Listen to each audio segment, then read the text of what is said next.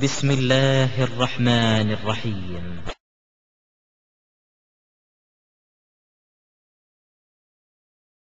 சகோதரர் மாநில செயலாளர் ஹாஜா நூஹ் அவர்கள் தௌஹீத் எழுச்சியும் கல்வி பணிகளும் என்ற தலைப்பில் உரை நிகழ்த்துவார்கள். அஸ்ஸலாமு அலைக்கும் வரஹ்மத்துல்லாஹி வபரகாத்துஹு. தமிழகத்தினுடைய தௌஹீத் எழுச்சி வரலாற்றில் நம்முடைய கல்வி பணியை பற்றி பேச வேண்டும் என்று எனக்கு தலைப்பொதுக்கி இருக்கிறார்கள். 15 நிமிடங்களில் முடிக்கக்கூடிய தலைப்பல்ல அது. அந்த அளவிற்கு நம்முடைய கல்வி பணி நீண்ட நெடிய பணியாக இன்றைக்கு வரை இருந்து கொண்டிருக்கிறது. நம்மை பொறுத்தவரையில் இந்த தமிழக மண்ணில் ஏகத்துவத்தை எடுத்து வைக்கின்ற போது மிகப்பெரிய கல்வி முதலீட்டாளர்களாக நம்முடைய அறிஞர்கள் இருக்கவில்லை. நம்முடைய அறிஞர்கள் கல்வி பணியிலே, ஏகத்துவ பணியிலே தன்னை ஈடுபடுத்திக் கொண்டிருந்த போது அவர்கள் மாணவர்களாக இருந்தார்கள், ஆசிரியர்களாக இருந்தார்கள். கல்வி கற்றுவிட்டு வெளியிலே வருகிற போது அவர்கள் ஆசிரியர்களாகத்தான் இருப்பது. இஸ்லாமிய கல்வியிலே ஏதோ ஒரு தாரத்தரியமாக இருந்த நிலையை மாற்றி இன்றைக்கு வரை அவர்கள் கல்வியும் கற்றுக்கொண்டிருக்கின்ற மாணவர்களாக இருந்து கொண்டிருப்பதுதான் தமிழகத்திலே இந்த தௌஹீத் ஏகத்துவ சிந்தனையாளர்கள் ஏற்படுத்தி இருக்கிற மகத்தான கல்வி புரட்சி என்று சொல்லலாம். அருமை சகோதரர்களே, இன்றைக்கு தமிழகத்திலே ஏகத்துவத்திற்கு வித்திட்டு பி ஜெயினுலாப்தீனாக இருந்தாலும், பி எஸ் அலாவுதீனாக இருந்தாலும், இன்றைக்கு இந்த பணியை தொடர்ந்து செய்து கொண்டிருக்கின்ற சம்சுல் முகாவாக இருந்தாலும், சைபுல்லா காஜாவாக இருந்தாலும், இவர்கள் அத்தனை பேரும் இன்றைக்கு மாணவர்கள் தான். அதனாலேதான் நாம் செய்கின்ற இந்த மகத்தான கல்விப்பணி, இந்த ஏகத்துவ புரட்சி உலகத்தில் யூனிவர்சிட்டி என்று பட்டத்தை வைத்துக் கொண்டு மதனிக்கள் என்றும் வாக்கவிகள் என்றும் பட்டத்தை வழங்கியவர்கள் பெற்ற போதிலும் அவர்கள் முன்னேறாத சூழ்நிலையை இன்றைக்கு உலகம் கேட்டுக் கொண்டிருக்கிறது. தமிழகம் அல்ல, இந்தியாவல்ல, உலகம் இன்றைக்கு தமிழகத்திலே புரட்சியை பார்க்கிறது என்றால் ஏகத்துவ புரட்சியை விட இங்கே இருக்கக்கூடிய ஏகத்துவ சிந்தனையாளர்கள் மாணவர்களாக இருந்து கொண்டு கல்வி புரட்சி செய்து கொண்டிருக்கிறார்கள் என்பதைத்தான் இன்றைக்கு உலகம் பார்த்துக் கொண்டிருக்கிறது. மக்கா மதீனாவை எடுத்து பாருங்கள் அருமை சகோதரர்களே. யூனிவர்சிட்டி, இஸ்லாமிய பல்கலைக்கழகம், இஸ்லாமிய பல்கலைக்கழகத்தில் இருக்கக்கூடியவர்கள் இன்றைக்கு மூக்கின் மேல் விரலை வைத்து பார்க்கக்கூடிய அளவிற்கு சக்காத் என்பது என்ன? இஸ்லாமிய 5 கடமைகளில் ஒன்றான ஒரு பெரிய கடமைதான் சக்காத். அதனுடைய நிலைமையை எண்ணி பாருங்கள் அருமை சகோதரர்களே. நாம் தனித்து நிற்கின்றோம். உலகத்திலே இருக்கக்கூடிய அத்தனை அறிஞர்களும் ஒன்று சேர்ந்திருக்கிறார்கள். நாம் தனித்து நிற்கின்றோம். ஒரு சிறு கூட்டம் தனித்து நிற்கின்றது. தனித்து நிற்கின்ற இந்த சத்திய கூட்டத்தின் முன்னால் யூனிவர்சிட்டியிலே பாடம் பயின்ற மதனிக்களுக்கு நிற்க முடியவில்லை என்றால் மகத்தான கல்வி பணி. 25 வயதுடைய 23 வயதுடைய அப்துல் நாசர், 23 வயதுடைய அப்பாஸ் அலி, 19 வயதுடைய அப்துல் கரீம், 24 வயதுடைய ரஹமத்துல்லா இவர்களை கண்டு அறிஞர்கள் கூட்டம் என்று தங்களை பட்டம் சூட்டிக் கொண்டிருக்கிற ஆசிரியர் கூட்டம் இந்த மாணவர் கூட்டத்தின் மத்தியிலே நடுங்கிக் கொண்டிருக்கிறது என்றால் காரணம் என்ன? சிந்தித்து பார்க்க கடமைப்பட்டிருக்கிறோம். இன்றைக்கு இருக்கக்கூடிய ஒரு 7 வயது ஏகத்துவவாதி கல்வியிலே முன்னேறி இருக்கிறான் என்றால், நபியினுடைய சுன்னத்தை தெரிந்திருக்கிறான் என்றால், கை கொடுக்க வேண்டும் என்றால் ஒற்றை கையிலே கையை கொடுக்க வேண்டும் என்ற நடைமுறையை படித்திருக்கிறான் என்றால், 50 வயது அறிஞருக்கு, 60 வயது அறிஞருக்கு, 70 வயது அறிஞருக்கு ஒற்றை கையிலே கை கொடுப்பதுதான், முகமன் செய்வதுதான் சுன்னத் என்பதை பிரகடனப்படுத்துகிறான் என்றால், தமிழகத்தில் பெருமைக்காக சொல்லவில்லை, தமிழகத்தில் பி ஜெயலலிதாவின் சகோதரர்களும் செய்த மகத்தான பணி என்பதிலே யாருக்கும் எந்த கருத்து வேறுபாடும் இருக்க முடியாது. காதியானிகள் கொட்டம் கட்டினார்கள், எங்களை வெல்வதற்கு ஆள் இல்லை என்று சொன்னார்கள். நம்முடைய மகத்தான கல்வி பணிதான், நம்முடைய மகத்தான புரட்சித்தான் காதியானிகளை மூளை கட்டிவிட்டு செல்ல வேண்டிய நிலைக்கு தள்ளியது என்றால், நாம் கல்வி கற்பதிலே மாணவர்களாக இருப்பதுதான் காரணம். குர்ஆன் பெரிய ஜாம்பாமார்கள், குர்ஆனை நாங்கள் கரைத்து குடித்திருக்கிறோம், எங்களை கரைத்து குடித்திருக்கிறோம், எங்களை சொன்னாலே நாங்கள் நுரல் விடுதலை வைத்திருக்கிறோம் என்று சொன்ன அஹ்லுல் குர்ஆன் நம்முடைய சிறார்களிடம் மண்டிவிட வேண்டிய ஒரு துர்பாக்கியம், ஒரு நிலைக்கு அவர்கள் தள்ளப்பட்டார்கள் என்றால் நம்முடைய கல்வி பணி. காலையிலே நீங்கள் சிந்தித்து பார்த்தீர்களா அருமை சகோதரர்களே? காலையிலே சிந்தித்து பார்த்தீர்களா? 3 மாதங்கள் ஆகவில்லை, 3 மாதம் ஆகாத அந்த இஸ்லாத்தை ஏற்றுக்கொண்ட சகோதரிகள் குர்ஆனுடைய வசனங்களை நாக்கின் நுடியிலிருந்து எடுத்து விழுங்கினார்களே, சிந்தித்து பார்க்க வேண்டும். எதனால் முடிந்தது? பாக்கியத்து சாலிஹாக்களால், ஏன் மதனிக்களால் இவர்களை உருவாக்க முடிந்ததா?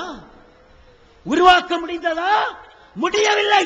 ஆனால் 3 மாதங்கள் அல்ல, அவர்கள் 3 நாட்களில் இஸ்லாத்தை, குர்ஆனை கற்று அதை நமக்கு போதனை செய்யக்கூடிய அளவிற்கு வளர்ந்திருக்கிறார்கள் என்றால், தௌஹீத் ஜமாத், தௌஹீத் ஜமாத், தமிழ்நாடு தௌஹீத் ஜமாத் ஏற்படுத்தி இருக்கிற மகத்தான புரட்சி என்றால் எவருக்கும் எந்த ஐயப்பாடும் இருக்க முடியாது.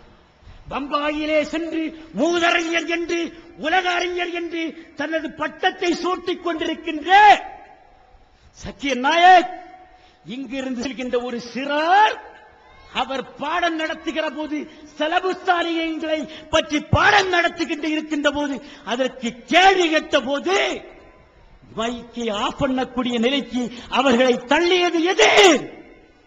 தமிழகத்திலே தௌஹீத் ஜமாத் ஏற்படுத்தி இருக்கிற மகத்தான கல்வி புரட்சி என்பதிலே யாருக்கும் மாற்றி கருத்து இருக்க முடியாது. இது மட்டுமல்ல அருமை சகோதரர்களே, பட்டி தொட்டிகள் எல்லாம், தமிழகத்தின் மூலை முடுக்குகளில் எல்லாம் ஒரு காலகட்டத்திலே நமக்கு ஆள் இல்லாத ஒரு சூழ்நிலை இருந்தது. இந்த நிலையை மாற்றி காட்டி இன்றைக்கு தலைமை கூட அதனுடைய சரியான கணக்கை வைக்க முடியவில்லை என்ற அளவிற்கு 300 இடங்களிலே நம்முடைய கல்வியாளர்கள் சென்று ஜும்மாவை வாரம் வாரம் நடத்தி ஏகத்துவ பிரச்சாரம் செய்து கொண்டிருக்கின்றார்கள் என்றால், அங்கே கூட்டம் மோதுகிறது என்றால், நாம் அவர்களுக்கு கற்றுக் கொடுத்த பாடம் நம்முடைய கல்வி பணி என்பதனை யாராலும் மறக்க முடியாது. அன்றைக்கு சரியானதும் தவறும் கலைந்த நூல்களை மொழியாக்கம் செய்வதிலே தான் அறிஞர்கள் பெரியவராக இருந்தார்கள். இறைநேச செல்வர்களும் சைத்தானின் தோழர்களும் வசீலா தேடுவதனுடைய தெளிவான சட்டங்கள், இதை அங்கிருந்து காசு பெற்றுவிட்டு இங்கே வந்து மொழியாக்கம் செய்தார்கள். எத்தனை தவறுகள், இன்றைக்கு சிந்தனை புரட்சியை பாருங்கள். அப்பாஸ் அலியினுடைய தலையிலே உதித்திருக்கிற சிந்தனை புரட்சி எங்கிருந்து உருவாகியது? அருமை சகோதரர்களே, சிந்தித்து பார்க்க வேண்டும். குர்ஆனுக்கு முரண்படுகின்ற ஹதீஸ்கள் சாமானிய நூல் அல்ல, சாமானிய நூல் அல்ல. அருமை சகோதரர்களே, நாமெல்லாம் எண்ணிக்கொண்டிருந்தோம், கவலைப்பட்டுக் கொண்டிருந்தோம், பிஜே முடிந்துவிட்டால் இந்த ஆய்வு பணி முடிந்து விடுமா என்று, முடிந்து விடுமோ என்று அச்சம் கொள்ளாதவர்கள் எத்தனை பேர் இருப்பார்கள் நம்மிலே? கேட்க ஆசைப்படுகிறோம். ஒரு லுஹாவுக்கு பிறகு, ஒரு எம்.எஸ். சுலைமானுக்கு பிறகு, ஒரு எம்.ஐ. சுலைமானுக்கு பிறகு இருக்கிறார்களா என்ற நிலையை மாற்றி காட்டி 22, 24 வயதான அப்பாஸ் அலி இருக்கிறார், நாசர் இருக்கிறார், கரீம் இருக்கிறார், உருவாகிக் கொண்டிருக்கிறார்கள் என்ற நிலையை இன்றைக்கு நாம் அடைந்திருக்கிறோம் என்றால் நம்முடைய மகத்தான கல்வி பணி என்பதனை நீங்கள் நினைவிலே கொண்டு, இந்த மகத்தான கல்வி பணியினை நாம் அடைந்திருக்கிற இந்த சத்தியத்தை அனைவரும் இன்றைக்கு நிலைமையினை சகோதரர்களை எண்ணி பாருங்கள். என்னுடைய ஊர் தேங்காய்பட்டணம். அந்த தேங்காய்பட்டணத்திலே 20 ஆண்டுகளுக்கு, 25 ஆண்டுகளுக்கும், 20, 22 ஆண்டுகளுக்கு முன்பு ஒரு ஏகத்துவ கூட்டம் போடுவது என்றால் யா குத்துப அகலிசமா பாட்டு, யாஹூது யா முஹியத்தீன் என்ற பாட்டு பாடப்பட்டு தடுத்தார்கள். நாம் ஒரு பக்கத்தில் இருந்து அல்லாஹ்வுடைய பிரகாசத்தை தங்கள் வாய்களால் ஊதி அணைக்க அந்த நிராகரிப்போர் எண்ணுகின்ற போதிலும் அல்லாஹ் தன்னுடைய பிரகாசத்தை முழுமைப்படுத்தி வைப்பான் என்ற சத்திய முழக்கத்தை முழங்கிக் கொண்டிருந்த போது தடுத்தவர்கள், உதைத்தவர்கள் இன்றைக்கு 3 மாதங்களுக்கு முன்பு அங்கு ஒரு தமிழ்நாடு தௌஹீத் ஜமாத் சார்பாக ஒரு பள்ளிவாசலை நிறுவியது போது, மதரசா நடத்தி கொள்ளுங்கள், எங்களோடு வந்து தொழுவதற்கு வாருங்கள் என்று சொல்லக்கூடிய அளவிற்கு நிலைமை இன்றைக்கு மாறி இருக்கிறது. இன்ஷா அல்லாஹ் நாம் அனைவரும் பயிற்சியாளர்கள். தௌஹீத் ஜமாத்திலே இருக்கக்கூடிய ஆலிம்கள் மற்றும் கல்வியாளர்கள் அல்ல, இருக்கக்கூடிய அத்தனை பேரும் கல்வியாளர்கள் என்பதற்குத்தான் காணாமல் போனவர்களை சொல்வதில் கூட சிறந்த தமிழை பயன்படுத்துகின்ற 5 வயது சிறுவரை பார்த்தோம் என்றால் அது வின்டிவியினுடைய புரட்சி அது என்பதை உணர்ந்து, நம்முடைய சொல் வல்லுநர்களுடைய, சத்திய வல்லுநர்களுடைய சொற்பயிற்சி என்பதை நாம் உணர்ந்து, நாம் தெரிந்திருக்கிற இந்த சத்தியத்தை உலகத்திற்கு எடுத்து செல்கின்ற கல்வியாளர்களாக, பயிற்சியாளர்களாக இங்கிருந்து விடைபெற வேண்டும், வெல்ல வேண்டும். அதற்கு அல்லாஹ் நாட்டம் காட்டுவான் என்ற உறுதியோடு செல்வோம், வெல்வோம், மறுமை வெற்றியை பெறுவோம் என்று கூறி வாய்ப்புக்கு நன்றி கூறி முடிக்கிறேன். அஸ்ஸலாமு அலைக்கும் வரஹ்மத்துல்லாஹ். எடுத்துக்காட்டு விஷயமா இருக்கு. இதாவது மக்கள் நினைச்சு மகள் கூடாது உறுதி கொள்வாங்க. இது உலக மக்கள் எல்லாருமே புரியணும். அதாவது ஏழப்பட்ட மக்கள், ஏழப்பட்ட குமர்கள், இந்து, முஸ்லீம், எல்லா ஏழப்பட்ட மக்களுக்கும் இது ஒரு வழிகாட்டியா இருக்கும். எல்லா மதத்தினருக்கும் இது ஒரு நல்வழிகாட்டியான வரலட்சணை கூட்டமா இருந்தது, சிறப்பாக இருந்தது. எல்லாரும் கண்டுகளிக்க வேண்டிய விஷயம் இது. இதை பார்த்தாலும் பார்த்த எல்லா ஜாதி மக்களும், இந்து, முஸ்லீம், கிறிஸ்துவ மக்கள் எல்லாருமே முஸ்லீம்கள் தீவிரவாதிகள் அல்ல, ஒற்றுமைக்காக உள்ள மக்கள் இது அப்படி எல்லாருக்கும் ஒரு எடுத்துக்காட்டுனா வெளிச்சி மாநாடு. நான் எதிர்பார்க்கல இந்த மாதிரி, ஆனால் மக்கள் விளங்கிட்டாங்க. அதாவது வின் டிவி மற்ற மாதிரி பேப்பர் நிகழ்ச்சிகள், மாநாடுகள், அதாவது இஸ்லாமிய மார்க்க நிகழ்ச்சிகளை பார்த்து மக்கள் விளங்கிட்டாங்க. அதனால இது ஒரு நல்ல கூட்டமா இருக்கும். இன்னும் சிறப்பான அம்சம் என்ன இருக்குன்னு ஆர்வமா பார்க்க வந்துருக்காங்க. வேற ஏதாவது முக்கியமான விஷயம், என்னென்ன முக்கியமான விஷயம் நடக்குதுங்க கண்கூடாக பார்க்கணும். இது உலக மக்கள் எல்லாருக்குமே இது வெற்றிகரமான தவி நிகழ்ச்சி மாநாடு. முஸ்லீம்கள் உள்ள தவறான கண்ணோட்டம், தீவிரவாதிங்க குஜராத்தில் சம்பவங்கள் நிறைய நடக்குது. அது முஸ்லீம் மேலே தான் போடுறாங்க. முஸ்லீம் மேலே தவிர்த்துக்கிட்டு அது நல்லது. ஆனால் ரொம்ப யூஸ்ஃபுல்லாக இருந்துச்சு அந்த மாநாடு. ரொம்ப தண்ணி கஷ்டமும் சின்னதாக இருந்துச்சு. மற்றபடி எல்லாம் பிரச்சனை இல்லை. ரொம்ப நல்லா சிறப்பாக இருந்துச்சு. இந்த கௌபா, இந்த தமிழ்நாட்டோட வரலாறு, அந்த அலுவலகம் எல்லாம் விளக்கியிருக்காங்க. மேலும் எழுச்சி பெறேன். இந்த அமர்வின் இறுதி உரையாக பொங்கி எழுந்த சிந்தனை புரட்சி என்ற தலைப்பில் மாநில தலைவர் சகோதரர் பி. ஜைனுல்லாபுதீன் அவர்கள் உரை நிகழ்த்துமாறு அன்புடன் அழைக்கின்றேன். அஸ்ஸலாமு அலைக்கும். அல்ஹம்துலில்லாஹ். கண்ணியத்திற்குரிய எல்லாம் வல்ல அல்லாஹு ஜல்ல ஷானஹு தஆலாவின் நல்லடியார்களே, தௌஹீத் எழுச்சி மாநாட்டின் முதல் நாளிலே நாமெல்லாம் இறுதி கட்டத்திற்கு வந்திருக்கிறோம். இந்த நிகழ்ச்சியிலே பொங்கி எழுந்த சிந்தனை புரட்சி என்ற தலைப்பு எனக்கு தந்திருக்கிறார்கள்.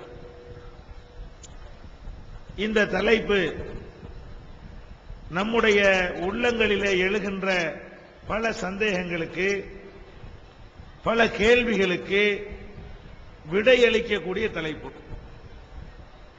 நம்முடைய உள்ளங்களில் மாத்திரமில்லை, வெளியே இருக்கக்கூடிய பெயரளவில் முஸ்லிம்களாக வாழ்ந்து கொண்டிருக்கக்கூடிய மக்களுடைய உள்ளங்களிலும் கூட இந்த கேள்விகளுக்கான விடையை அவர்களும் இதில் அறிந்து கொள்ள முடியும். முஸ்லிம் அல்லாதவர்களும் அரசின் உளவுத்துறை அதிகாரிகளும் கூட இந்த தலைப்பை புரிந்து கொள்வார்களேயானால் அவர்களுக்கும் உள்ளத்தில் இருக்கிற பல கேள்விகளுக்கு விடை தரக்கூடிய தலைப்பு. இன்றைக்கு இவ்வளவு கட்டுக்கடங்காத மக்கள் வெள்ளம் நிரம்பி வழிகிறது. இதற்கு என்ன காரணம்? இதுதான் யாராலையும் கண்டுபிடிக்க முடியல. பெரிய பெரிய அதிகாரிகள் எல்லாம் ஆய்வு பண்றாங்க. ஏன் இப்படி மக்கள் அலை மோதுகிறார்கள்? அப்படி என்ன இருக்கிறது? ஆடல் இருக்குதா, பாடல் இருக்குதா, கச்சேரிகள் இருக்கிறதா, அல்லது அடுக்குமொழிகள் இருக்கிறதா, அல்லது வேறு ஏதாவது பெரிய நாயகர்களாக அப்படி யாராவது வலம் வருகிறார்களா? ஏன் தௌஹீத் ஜமாத் என்கிற பெயரில் நடத்தப்படுகிற நிகழ்ச்சிகளுக்கு மக்கள் அலை மோதுகிறார்கள்? எவ்வளவு பெரிய தியாகங்களையும் செய்து இந்த தௌஹீத் ஜமாத் அழைத்தால் மட்டும் ஏன் செல்கிறார்கள்? இந்த கேள்விக்கு அரசாங்கத்திடம் விடை கிடையாது. நம்மை எதிர்க்கக்கூடிய சுன்னத்து ஜமாத்திட்டையும் விடை கிடையாது. இதை வெளியே இருந்து பார்த்து கொண்டிருக்கக்கூடிய முஸ்லிம் அல்லாத மக்களுக்கு இந்த கேள்விக்கு விடை தெரியாது. இங்க வந்திருக்கிற உங்களுக்கும் கூட ஏன் இப்படி, நிறைய பேருக்கு விடை தெரியாது. ஏன் இப்படி நடக்கிறது என்று சொன்னால் அதுக்கு முக்கியமான காரணம் சிந்தனை புரட்சி பொங்கி எழுந்ததுதான் காரணம்.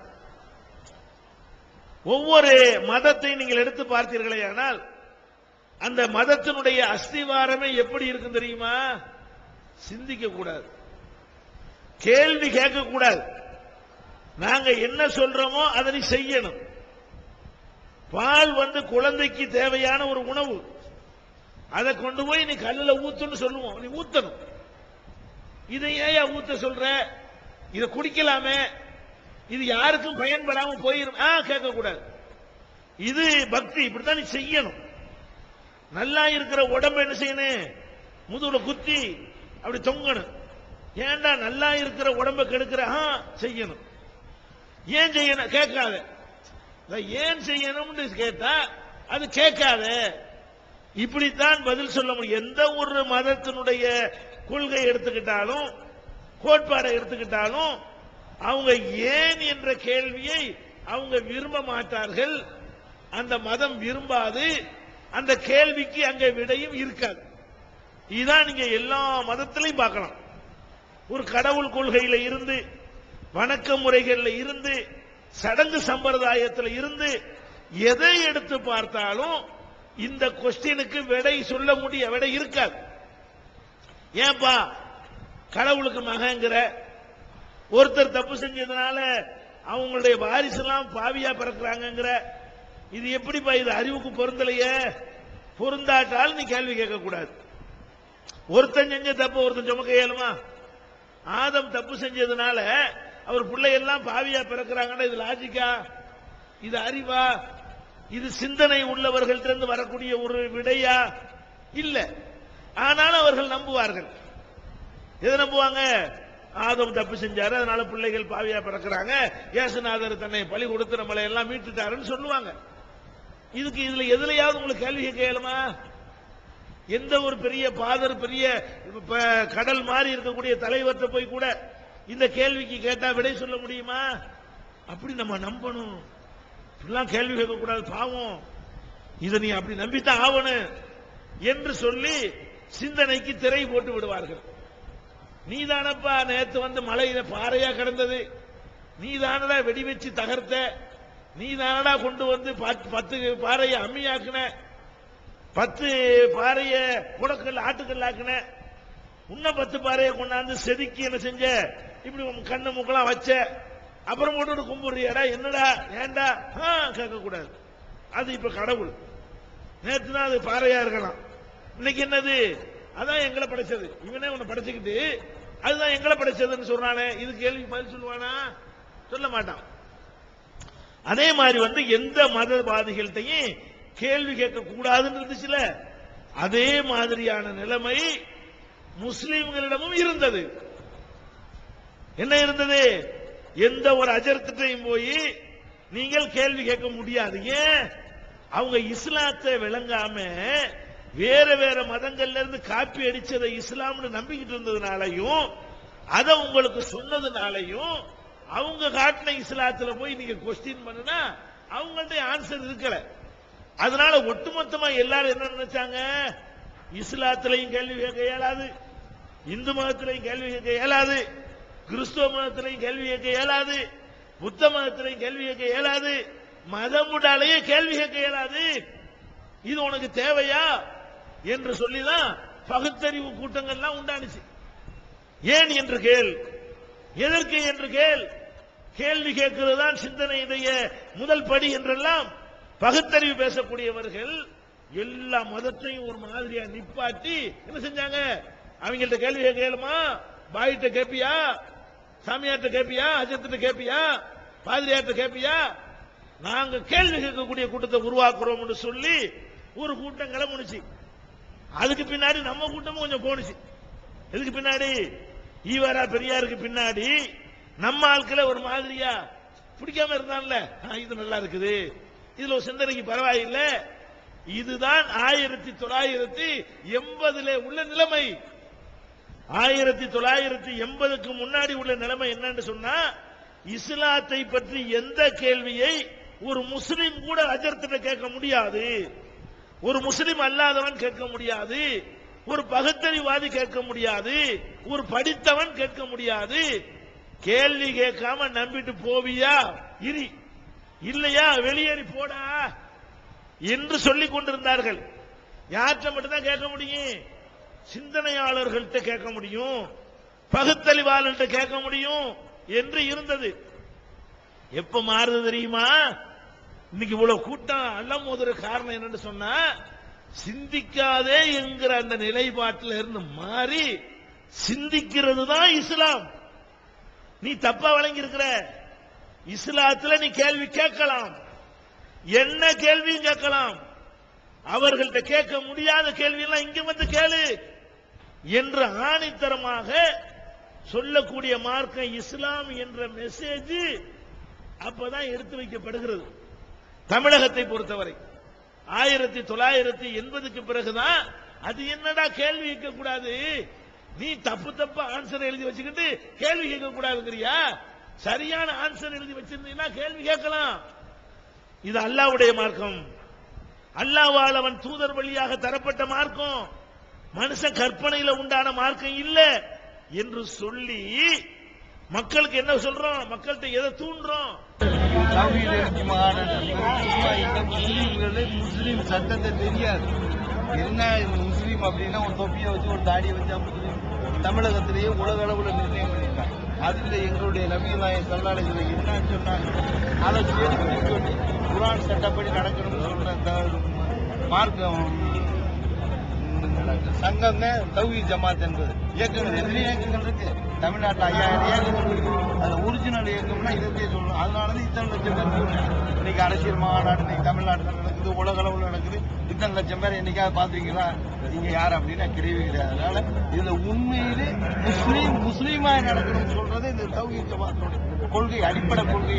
அல்லாஹ் ஒருவன், தர்காவுக்கு போகாத. நாங்க சொல்ற எங்களுடைய எங்க முஸ்லீமுக்கு தெரியாத நாங்களே சொல்லிக் கொடுக்கறது இந்த மாநாட்டுடைய முக்கிய குறிக்கோள். வேற எந்த குறிக்கோளும் கிடையாது. நீங்க எல்லாம் வர்றது அது அப்புறம். எங்களுடைய சட்டம் தெரியாம வரதட்சணை வாங்க கூடாதுன்னு குர்ஆன் சொல்லுது 4வது அத்தியாயத்துல 4ஆம் பாகத்துல. ஆனா முஸ்லீம்னே வரதட்சணை வாங்கினேன். போய் சொல்லக்கூடாது இவனே சொல்ற, வட்டி வாங்க கூடாது இவனே வட்டி கடை வச்சிருக்கேன். இப்படி எல்லாம் இருக்கலாம் ஹராம். மறுமையிலையும் நரகம். கொலை செய்யக்கூடாது இவனே கொலை செய்யறேன். இப்படியெல்லாம் இருக்கிற ஒரு சில காரணங்களால இந்த மாநாட்டில் தனி சிறப்பு என்னன்னா மக்களுக்கு புரிஞ்சுக்கிடுச்சு. ஒரு 10-20 வருடங்களா நடந்த என்னுடைய பிரச்சாரத்தால இது நல்லா இருக்கு. இன்னும் மேல வளர்றதுக்கு உங்களால முடிஞ்ச உதவிகள் எல்லாம் செய்யுங்க. பெரிய பெரிய சொற்பொழிவுகள் மூலமாக இந்த கூட்டம் திரளல. எல்லாருக்கும் ஒரு மெசேஜ் வைக்கிறோம். நெஞ்சு அப்பதானங்க நிமித்தனா முஸ்லீம் எப்படி நிமித்தனா வாடா கேள்வி கேட்றா பாப்போம். இப்ப இன்னைக்கு உள்ள நிலைமை என்ன தெரியுமா? முஸ்லீம்கிட்ட மட்டும்தான் கேள்வி கேட்கலாம். பகுத்தறிவாளர்கள் கூட கேட்க முடியாது. கேட்டால் விடை இருக்காது. கேட்டா ஆன்சர் சொல்ல முடியாது. விடை சொல்ல முடியாதவர்களுக்கு யார் தள்ளப்பட்டிருக்கா? யாரு இஸ்லாத்திலையும் கேள்வி கேட்க முடியாது என்று சொன்னார்களோ அவங்கள்ட்ட போய் உங்க நடவடிக்கைகளை பற்றி நாங்கள் கேள்வி கேட்டால் பகுத்தறிவாளர்கள் தானே, பகுத்தறிவு பூர்வமாக உங்களால் விடை சொல்ல முடியுமா என்று கேட்டு பாருங்கள். ஓட்டம் எடுப்பார்கள். எப்படி கேட்கணும்? நீங்க கல்லுக்கு சக்தி இல்லைன்னீங்க, கல்லுக்கு விளங்குமான்னு சொன்னீங்க.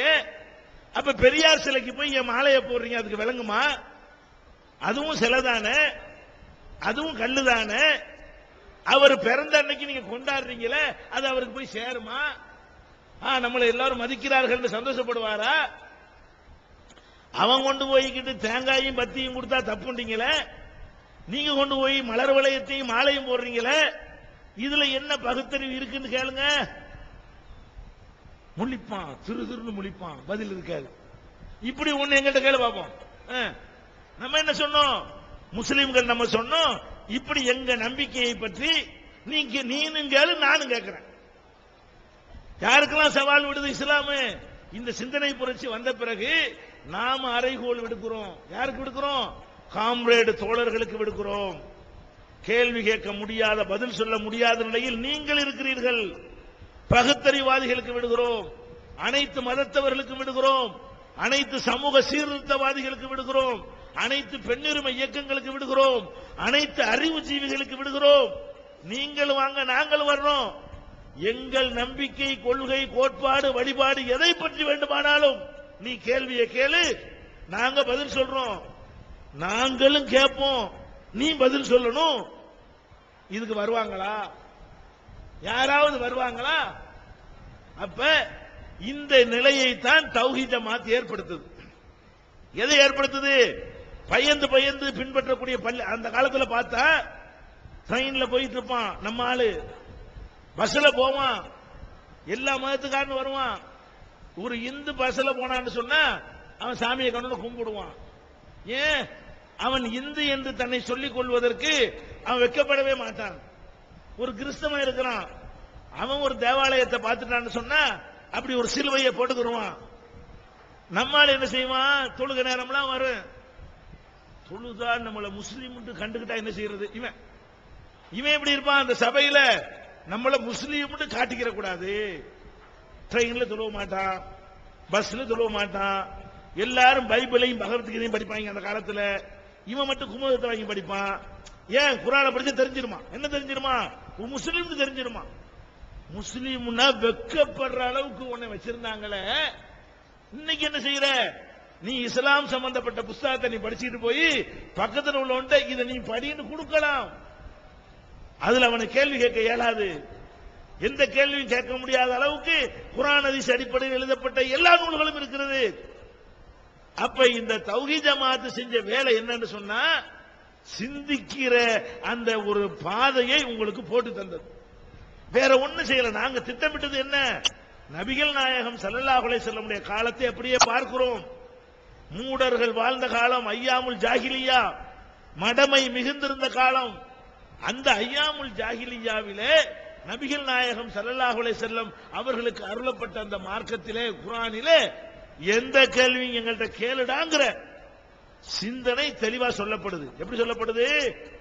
இது அல்லாஹ்வுடைய வேதம் போட்டுட்டு குர்ஆனை கொடுத்துவிட்டு குர்ஆன் சொல்லுது, அஃபலா யத்ததப்பருனல் குர்ஆன், இந்த குர்ஆனை இவர்கள் சிந்திக்க மாட்டார்களா? எவனாச்சும் சொல்லுவானா? நான் ஒரு புஸ்தகத்தை தந்துட்டு இதை சிந்தித்து பார்க்க மாட்டீங்களா? அவுட்டுனா ஏன்? மனுஷன் எழுதுறது சிந்திச்சுக்கிட்டா நிறைய தப்பு தெரிஞ்சு போயிரு. சும்மா அப்படி பார்த்துக்கிட்டு போ, இப்படித்தான் எவனும் சொல்லுவான். குறிப்பா மத புஸ்தகங்கள் சொல்ல முடியாது. மத நம்பிக்கையில் உள்ள புஸ்தகம் சொல்ல முடியாது. குர்ஆன் என்ன சொல்லுதுன்னா, அஃபலா யத்ததப்பருனல் குர்ஆன், குர்ஆனை இவர்கள் சிந்திக்க மாட்டார்களா? அம் அலா குலூபின் அக்ஃபாலுஹா, அல்லது உள்ளங்களிலே பூட்டல் தொங்குகிறதா? டேய் வாட சிந்திடா, ஆராய்ச்சி பண்ணி பாருடா, குறை கண்டுபிடுறா. குறை கண்டுபிடிக்க வாடான்னு கூப்பிடுறதா இருந்தா இது எப்படிப்பட்ட சிந்தனை புரட்சியான அழைப்புன்னு பாருங்க. ஒரு புஸ்தகத்தை அல்லாஹ்வுடைய வேதம்னு தந்துட்டு இதுல எது கூப்பிடுது? கொண்டாட கூப்பிடல, குறைகளை கண்டுபிடிக்க கூப்பிடுது. வா கண்டுபிடி சொல்லு பாப்போம். சிந்திச்சா குறை தெரியுமா இல்லையாங்க? சிந்திக்க மாட்டீர்களாண்டல என்ன அர்த்தம்? குறை இருந்தா தெரிஞ்சிரும். சிந்திக்காம நம்புனா குறை இருந்தா தெரியாது. குர்ஆன் எப்படி உங்களை நம்ப சொல்லுதுன்னு கேட்டா, அஃபலா இந்த குர்ஆனை சிந்திக்க மாட்டார்களா கேட்கிறான். இன்னொன்னு கேட்கிறான், இது அல்லாஹ்வுடைய வேதம்னு சொல்றோம், நீ இல்லன்னு சொல்ற. அல்லாஹ்வுடைய வேதம் இல்லன்னா என்ன செய்யணும்? இந்த இருக்குதுல இந்த மாதிரி நீ ஒண்ணு கொண்டு வைப்போம். இப்ப நான் கேட்ட மாதிரி நான் கேட்டேன்ல, உங்கள்ட்ட என்ன கேட்டேன்? நீ வீரமணி வா, பெரியார் எழுப்பிட்டு வர்றா இருந்தால் வா, நீ கேட்கறதுக்கு நான் பதில் சொல்றேன், நான் கேட்கறதுக்கு நீ பதில் சொல்ற, அப்பதான் சமமாகும். அதான் சிந்திக்கிறது என்பது. குர்ஆன் என்ன கேட்குது? அல்லாஹ்வுடைய வேதம் என்பதில் உனக்கு சந்தேகம் இருந்தால் இது மாதிரி உன்னை கொண்டு வா பார்ப்போம், இது மாதிரி ஒரு 10 சூறாவை கொண்டு வா பார்ப்போம், இது மாதிரி ஒரு சூறாவை கொண்டு வா பார்ப்போம். குர்ஆன்ல அறைகூவல் விடப்படுகிறது. அப்ப என்ன அர்த்தம்? இதுல உனக்கு எந்த காலத்திலையும் தப்பு கண்டுபிடிக்க இயலாதுடான்னு அர்த்தம். தப்பு கண்டுபிடிக்க இயலாதுன்னா ஆன்சர் இருக்குன்னு அர்த்தம். இருக்கிற ஆன்சரை தானங்க சொல்லாம தொலைச்சு விட்டாங்க.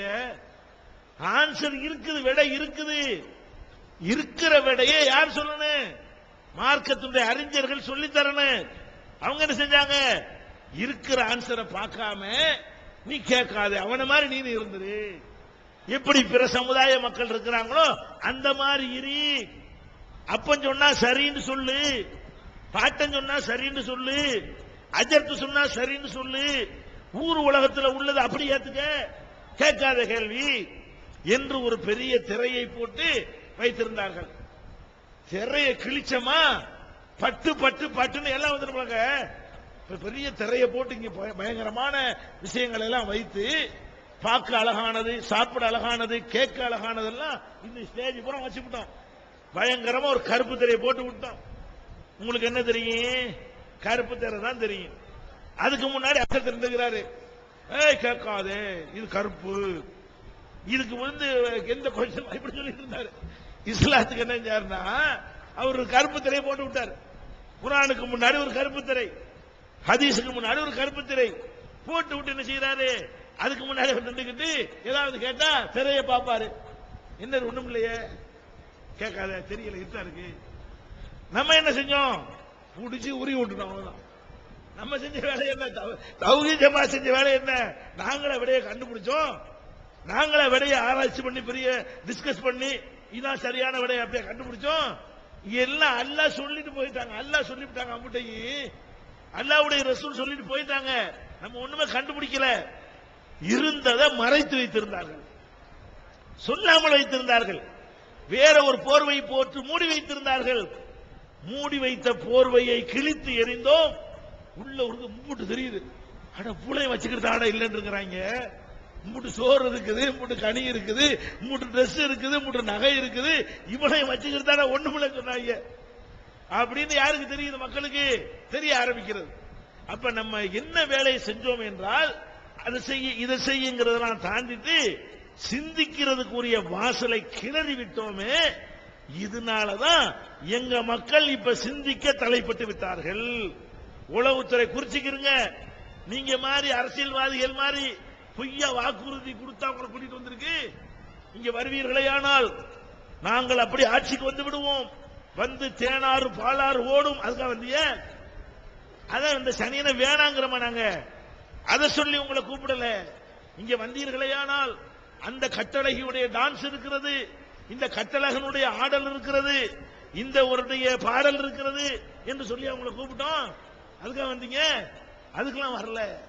எதுக்கு வர்றீங்க? அல்ல வந்தோம் போனோம் கூடணும் கலைஞ்சோம் அதுக்காக வந்தீங்க? கேளிக்கைக்கு வந்தீங்க? அதுக்கும் வரல.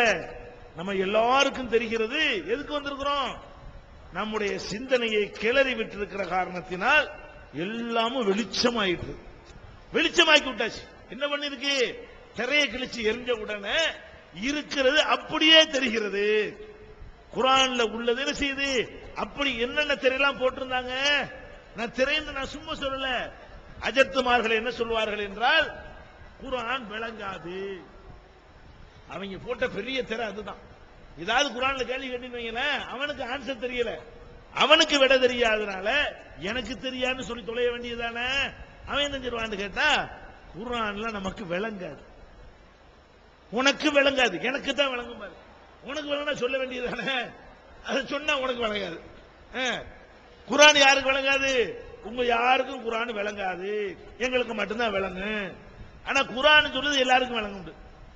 குர்ஆன் சொல்லுது வலக்கத் யஸ்ஸர்னல் குர்ஆன லிذிக்ரி, குர்ஆனை விளங்க லேசாக்கி இருக்கிறேங்கிறான் அல்லாஹ் சொல்றான்.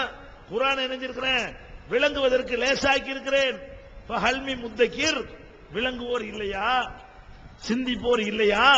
அப்ப அல்லாஹ் சொல்றான் குர்ஆனை விளங்க லேசாக்கி இருக்கிறேன். அஜர்த்து சொல்றாரு, முதோ திரையத்துக்கு மாற்றாரு. எப்படி மாற்றாரு, இது விளங்காது, இதுக்குள்ள போவாது. விளங்காத படிப்பானா, ஒரு புஸ்தகத்தை வாங்கிட்டு வர்றீங்க, இது உனக்கு விளங்காது, தூக்கி வச்சிருவீங்க. அதெல்லாம் செய்வோம். அப்போ சோறே விளங்காட்டி சாப்பிட மாட்டேங்கிறீங்களே, சாப்பிட போறீங்க, இது விளங்காதுன்னா மாதிரி எனக்கு வேணாம் அப்படிங்கிறீங்களா இல்லையா. அப்ப அந்த மாதிரி அஜர்த் என்ன பண்றாருன்னு கேட்டா, குர்ஆன் விளங்காதுன்ட்டாரு. இதை நம்ம எப்படி தீட்டுறோம் மக்கள்கிட்ட, எப்படி சிந்தனையை தீட்டுறோம் பாருங்க. குர்ஆன் விளங்காதுன்னு ஒண்ணு சொல்றாரு, இது எவ்வளவு பெரிய பயங்கரமான ஒரு விஷயம். என்ன விஷயம், குர்ஆன் விளங்காட்டி அதை தந்தவனுக்கு விளக்க தெரியலன்னு அர்த்தம், முட்டாள் அர்த்தம். குர்ஆன் விளங்கலன்னா விளங்கும்னு சொல்லி ஒருத்தன் தந்தானே அவன் வந்து கூறு கட்டாள்னு அர்த்தம். இவன் குர்ஆன் விளங்காதுன்னு எவனாவது சொன்னால் அல்லாஹ்வுக்கு சொல்ல தெரியலன்னு சொல்றான். இவர் சொல்றதுதான் விளங்குமா, யார் சொல்ற விளங்குமா, பெரிய பெரிய உலமாக்கள் தலப்பாக்கள் தாடிகள் சொன்னா விளங்கு, படைச்சவன் சொன்னால் விளங்காது. அப்ப விளங்காதுன்னு நான் சொல்றேங்க, நான் பேசுறேங்க, ஒரு மணி நேரம் பேசுறேன், பேசிவிட்டு என்ன சொன்னேன்னு கேட்கிறேன், என்ன சொன்னீங்க, ஒன்னும் விளங்கல. அதாவது நான் பேசுறது உங்களுக்கு விளங்கவில்லை என்றால் நான் விளக்க தெரியலன்னு தானே அர்த்தம். ஒரு ஆளுக்கு விளங்கலன்னா அது பரவாயில்லை. ஒரு 1000 பேர் இருக்கிற இடத்துல ஒரு 50 பேருக்கு விளங்காம இருந்தால் அவங்கள்ட்ட குறைன்னு வச்சுக்கலாம். இருக்கிற ஒருத்தருக்கு விளங்கலன்னா அப்ப நான் பேசுனா உளறேன். அப்ப நான் பேசுனவங்கள யாருக்கு விளங்கலன்னா என்ன அர்த்தம், நான் உளறி கொட்டிருக்கிறேன்னு அர்த்தம். அப்ப அல்லாஹ் உளறி கொட்டுறானா, எவ்வளவு பெரிய குஃப்ரான ஷிர்கான பாரதூரமான படு பாதாளத்தில் நம்மை தள்ளக்கூடிய வார்த்தையை இந்த உலமாக்கள் சொன்னார்கள். அதை தகர்த்து எறிஞ்சமா இல்லையா. என்னடா விளங்காது, விளங்காதுங்கிறீங்களே, விளங்கல என்று சொன்னா வசூல் பண்றதுக்கு மட்டும் ஏன் குர்ஆன் ஆயத்தை யூஸ் பண்ற, அப்ப மட்டும் விளங்குமா, எது விளங்குமா, அவங்க உங்கள்கிட்ட கலெக்ஷன் பண்றதுக்கு சில ஆயத்தை வச்சிருப்பாங்க, அள்ளி கொடுங்கள் ஒண்ணுக்கு பார்த்தா அல்லாஹ் தருவான், இதெல்லாம் குர்ஆன் வசனம் தான், அதெல்லாம் கரெக்டா விளங்கும்.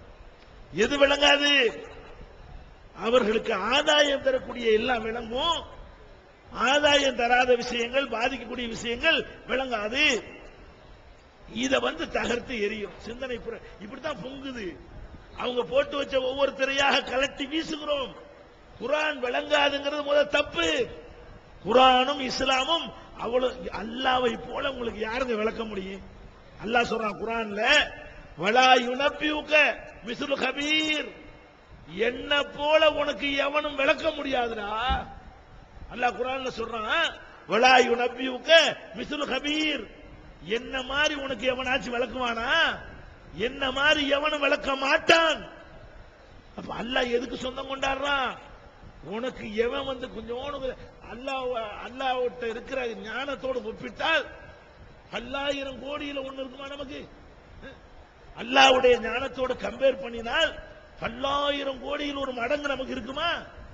இந்த அறிவை வச்சுக்கிற இவருக்கு விளங்குமா, இவர் வந்து விளக்குவாரா, யாருக்கு விளங்க முடியாதா, அல்லாஹ்வுக்கு விளக்க இயலாமா. அபூ ஹனீஃபா தான் விளக்குவாராம், ஷாஃபி இமாம் தான் விளக்குவாராம், மாலிக் இமாம் தான் விளக்குவாராம். அந்த 4 இமாமை படைச்ச ரப்புக்கு விளக்க தெரியாது. எங்கே கொண்டு போக பார்த்தீர்கள்? இந்த அதல பாதாளத்தில் விழுந்து கிடக்கிற மக்களுக்கு தான் குர்ஆன் விளங்கு. நம்ம எடுத்து வச்ச சிந்தனை புரட்சி என்னன்னு விளங்குது அவங்களுக்கு? குர்ஆன் விளங்கும்ங்கிறது எடுத்து போட்டோம். நபிகள் நாயகத்தினுடைய போதனை விளங்கும் என்று எடுத்து போட்டோம். அவங்கள என்ன சொன்னாங்க? லைலுஹா கனஹாரிஹா. நான் ஒரு மார்க்கத்தில் உங்களை விட்டுட்டு போனேன். அந்த மார்க்கத்தை பொறுத்த வரைக்கும் அதுல இரவும் கூட பகலை போல இருக்கும் என்று சொன்னார்கள். அதை தகர்த்தோம். அப்புறம் அப்பம்பாட்டன் சொன்னதா மார்க்கம்ட்டாங்க. அது ஒருத்தர கேள்வி கேட்பாங்க. உங்க அத்தா செஞ்சார்ல, உங்க அம்மா செஞ்சாங்கல்ல, உங்க தாத்தா செஞ்சார்ல, இதான் பதில். அஜத்திட்ட போய் ஏன் அஜத்தை இப்படி செய்யறீங்க? உங்க அத்தா செஞ்சார்ல, உங்க தாத்தா செஞ்சார்ல, இது ஒரு பதில். அப்ப கிழிச்சு எறிஞ்சுமா இல்லையா?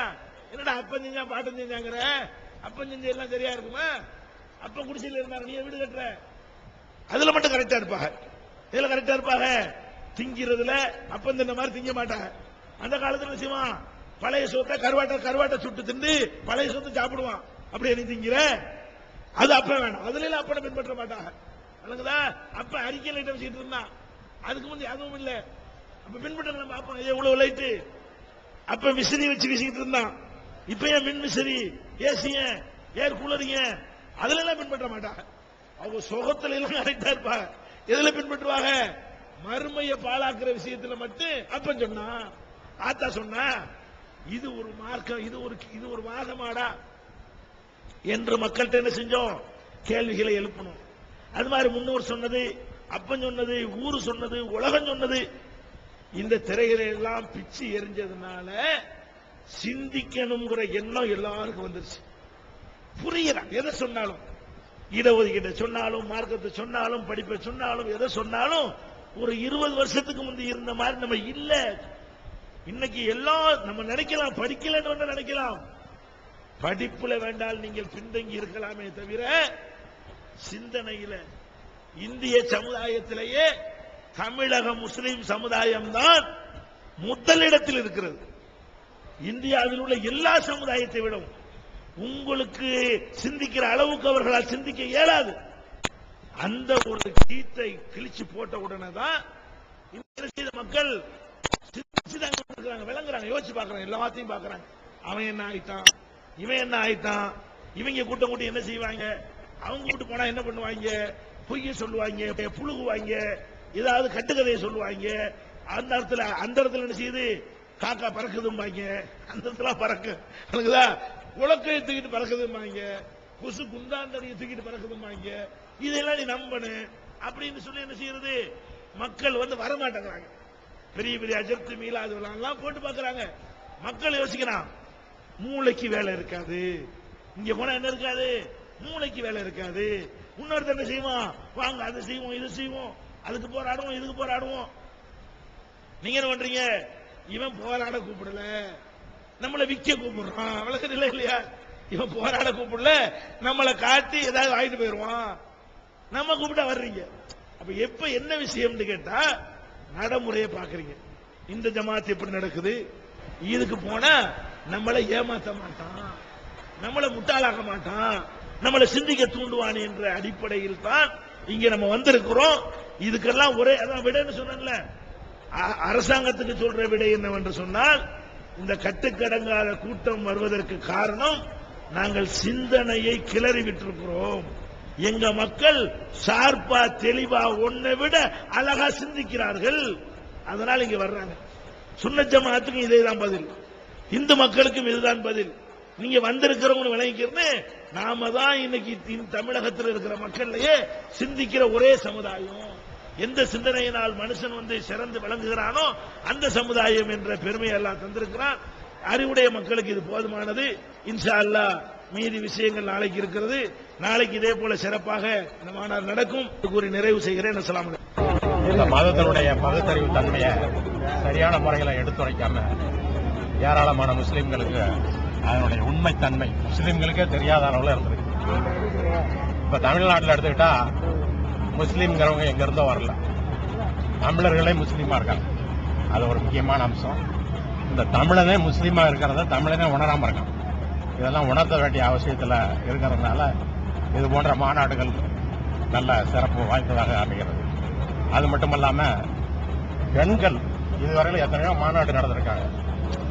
முஸ்லிம் மாநாடுகளும் சரி, மற்ற கட்சி மாநாடுகள் அல்லது இயக்க மாநாடுகள் எதிலுமே இல்லாத அளவுக்கு பெண்களுடைய பங்களிப்பு இதில் அதிகமாக இருக்கு.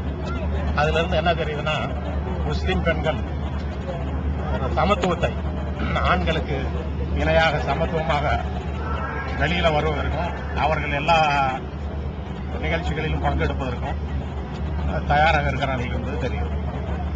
இந்த பெண்களுடைய விடுதலைக்கும் பெண்களுடைய சமத்துவத்துக்கும் இந்த மாநாடு கொண்டவை சிறந்த வழிகாட்டுதலாக அமையும் என்று நான் கருதுகிறேன். நான் கீழக்கிழங்கு வந்திருக்கிறோம். கீழக்கிழங்கு நாங்கள் சுமார் ஒரு 60 பேர் வந்தோம். எல்லாருமே ரொம்ப சந்தோஷமா இந்த மாநாட்டை பார்த்துருக்கோம். இந்த மாநாடு ரொம்ப சிறப்பா அவங்களுக்கு ரொம்ப அல்லாவுக்கு தான் நாங்கள் நன்றி சொல்லணும். கோடைக்கு அல்லாவுக்கு வந்தது. எல்லா ஊரையும் விட இவ்வளவு சிறப்பா இவ்வளவு பெண்கள் கூடுவாங்கிறது பெரிய ஒரு ஆச்சரியம் தான். அது அல்லாவுடைய ராமத்தினால வந்ததை அவ்வளவு மக்களை நம்ம அல்லா இவையினால நம்ம தௌஹீது இன்னும் மேலும் வளர்ந்து நம்ம தௌஹீது ரொம்ப வளரும்படி அல்லா இவற்றையும் அல்ஹம்துலில்லாஹ் ஆண்டவனா அஸ்ஸலாமு அலைக்கும் வரஹ்மத்துல்லாஹி வபரகாத்துஹு. ரொம்ப எங்களுக்கு மகிழ்ச்சி ஆகிடுது. நன்மையாக்கி தருமா அது அவர் எங்கள் பெண்கள் எல்லாம் விழிப்புணர்ச்சியை உண்டாக்கி பெண்கள்லாம் இவ்வளவு பெருமக்களா திரளும். அவர் இது இருந்தாவே எங்களுக்கு பெண்கள்லாம் அப்படி திரளும். அல்லா எங்களுக்கு அந்த அளவுக்கு திரும்ப செஞ்சுக்கிறான். அந்த இறைவனுக்கு எல்லா நாங்கள் எதிர்பார்த்தத விட அதிகமான கும்பலா இருக்குது. ஆனா பெண்களுடைய எழுச்சி மிக பயங்கரமா இருக்குது. ஏன்னா இடமும் பத்தலை எங்களுக்கு. எங்க பெண்களுக்கு ஒதுக்கி கொடுத்த இடத்தை விட இப்ப அதிகமா ஆண்கள் தங்குற இடத்துக்கும் வந்துட்டாங்க. அல்லாவுடைய கிருபையினால நிறைய பெண்கள் தான் இப்ப நிறைய இருக்காங்க. அஸ்ஸலாமு அலைக்கும். இந்த தௌஹீத் எழுச்சி மாநாடு இந்தியாவிலே இந்த மாதிரி நடந்தது கிடையாது. முதலாக தஞ்சையில் எங்களுடைய வல்லத்தில் நடப்பதற்கு ஏற்பாடு செய்து கொடுத்த எங்களுடைய மாநில தௌஹீத் மாநில தலைவர் அருமை சகோதரர் பி ஜெயினுல்லாதீன் அவர்களுக்கும், இங்கே பெருந்திரளாக கலந்து கொண்ட அருமை தாய்மார்கள், அளவுக்கு அதிகமாக கட்டுக்கடங்காத கூட்டத்தோடு இஸ்லாமிய மாநாடு இந்த அளவுக்கு நடந்ததில்லை என்ற சரித்திரத்தை தஞ்சை நகரம் பெற்றிருக்கின்றது. அதை இந்த பகுதிக்கு எங்களுக்கு வழங்கிய சகோதரர் பி ஜெயினுல்லாதீன் அவர்களுக்கும் எஸ்.எம். பாக்கர் அவர்களுக்கும் எல்லாவற்றையும் விட ஏக இறைவன் அல்லாஹ்வுக்கு நன்றி. அல்லாஹ்